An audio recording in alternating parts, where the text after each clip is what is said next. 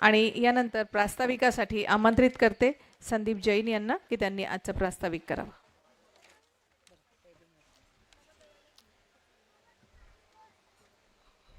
महाराष्ट्राचे आराध्य दैवत छत्रपती शिवाजी महाराज, भारतीय घटनेचे शिल्पकार डॉक्टर बाबासाहेब आंबेडकर, लोकनेते स्वर्गीय तात्यासाहेब आरो पाटील, स्वर्गीय प्रेमचंद जैन, सन्माननीय युवक कल्याण व केंद्र क्रीडा मंत्री राज्यमंत्री मा रक्षाताई खडसे,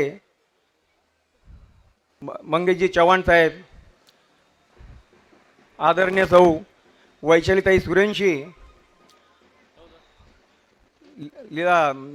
धरणगावच्या नगराध्यक्षा सौ लीलाबाई सुरेश पाटील व सन्माननीय व्यासपीठ यांचे सर्वप्रथम मनापासून स्वागत करतो.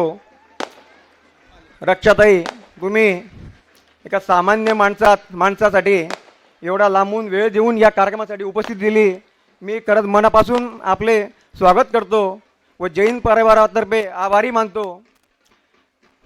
ताई, कधी काळी 10 बाय 10च्या गाळ्यात माझं छोटंसं कुटुंब राहत होतं आणि आज या एवढ्या मोठ्या वास्तूत मी त्याचं रूपांतर करू शकलो. खरं तुम्हाला सांगतो ताई, ही माझी मेहनत तर आहेच, पण ही जे समोर जी पब्लिक बसली आहेत, हे माता भगिनी बसले आहेत, या सर्वांच्या सहकार्याने आणि आशीर्वादाने मी आजपर्यंत ही झेप घेतली आहे. मी 2 मिनिटं या सर्वांना नतमस्तक होतो.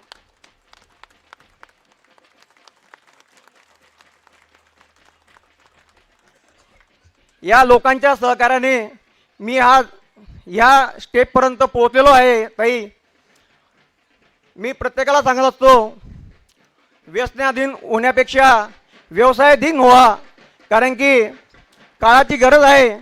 व्यवसाय करताना मला नेहमी वैशालीताई सुरेंशी यांचं सहकार्य असतं. त्या मला मनापासून मार्गदर्शन करत असतात.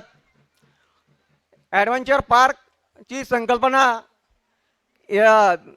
माझ्या संकल्पना ही होती की ताई, जी मोठं श्रीमंत घरांची लोक आहेत ती मेट्रो सिटीपर्यंत जातात, पुण्या मुंबईपर्यंत जातात आणि आप्पासाहेबांचं आगमन झालं आहे.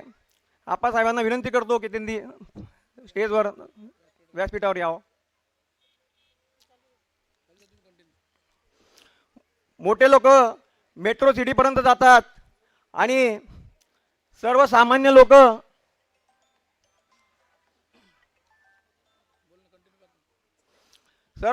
लोक हे पुण्या मुंबईपर्यंत पोहोचू शकत नाही. त्या दृष्टिकोनातून सामान्य कुटुंबातील व्यक्ती सुद्धा मेट्रो सिटीचा आनंद त्यांना घेता यायला पाहिजे, म्हणून मी संकल्पना ताई आपल्या पाचोरा शहरात आणली, जेणेकरून सामान्य कुटुंबाचा व्यक्ती त्याच्या मुलांना घेऊन या मेट्रो सिटीचा आनंद ते घेऊ शकतात. त्या दृष्टिकोनातून मोठ्या सिटीमध्ये जे 1000, 1500, 2000 रेंट असतात, मी फक्त 350 रुपयामध्ये त्या सामान्य कुटुंबाला या मेट्रो सिटीचा आनंद देणार आहे. विशेष म्हणजे ताई, या पाचोराच्या विकासामध्ये आदरणीय किशोरप्पा पाटील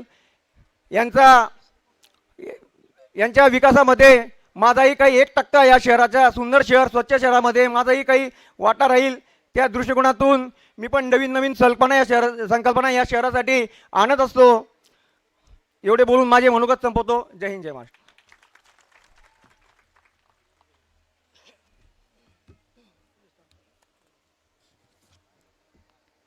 आमच्या चॅनलला लाईक करा, सबस्क्राईब करा, बेल आयकॉनवर क्लिक करा आणि हो शेअर करायला विसरू नका.